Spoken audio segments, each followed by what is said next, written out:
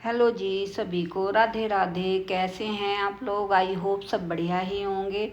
तो आज के ब्लॉग की शुरुआत करते हैं कान्हा जी से। आज एकादशी है, तो एकादशी में कान्हा जी की सेवा कैसे करें। सबसे पहले जहां हमें कान्हा जी को स्नान कराना है वहां चंदन से स्वास्ति बना लेते हैं।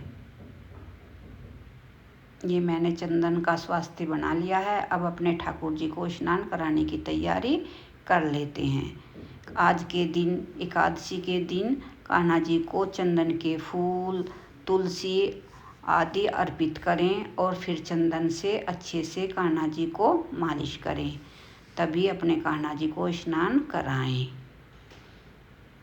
क्योंकि एकादशी ठाकुर जी के लिए बहुत ही स्पेशल मानी जाती है। फिर अच्छे से गंगा जल से स्नान करा लेते हैं।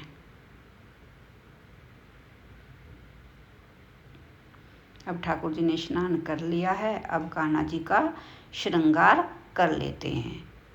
एकादशी के दिन हो सके तो कान्हा जी को पीले रंग के वस्त्र ही पहनाने चाहिए। ये मैंने अपने ठाकुर जी को पीले रंग के वस्त्र पहना दिए हैं। अब इनका अच्छे से श्रृंगार कर लेते हैं।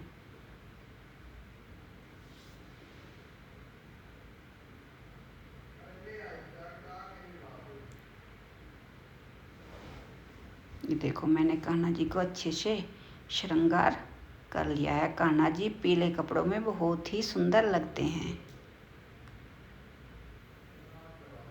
अगर आपको मेरी वीडियो अच्छी लगती है तो प्लीज़ लाइक करें, सब्सक्राइब करें। देखो, कान्हा जी का श्रृंगार हो गया है। अब ठाकुर जी को अच्छे से चंदन का तिलक लगा देते हैं।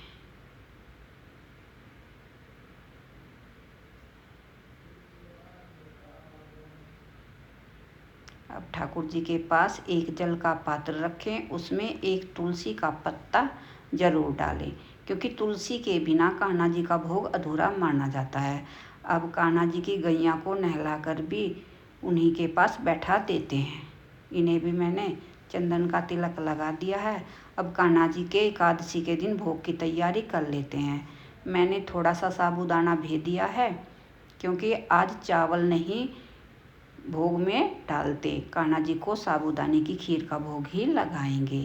तो आज मैंने साबूदाने की खीर की तैयारी कर दी है, क्योंकि एकादशी में चावलों का भोग नहीं लगाया जाता।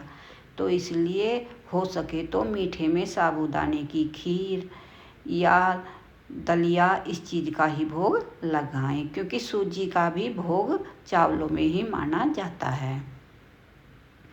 बस मैंने कान्हा जी के लिए साबूदाने की खीर तैयार कर दी है।